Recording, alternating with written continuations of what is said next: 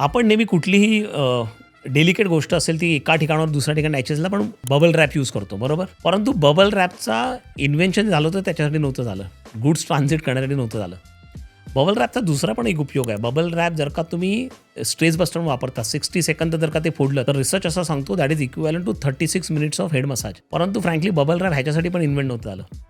झालं असं होतं की अल्फ्रेड फिल्डिंग आणि त्याचा को फाउंडर ते लोक वॉलपेपरच्या बिझनेसमध्ये होते. वॉलपेपर बनवताना त्यांना 3D टेक्स्चर वॉलपेपर बनवत होता. मग त्यांनी 2 प्लास्टिक्स एकावर टाकून हीट मशीनमधून टाकलं.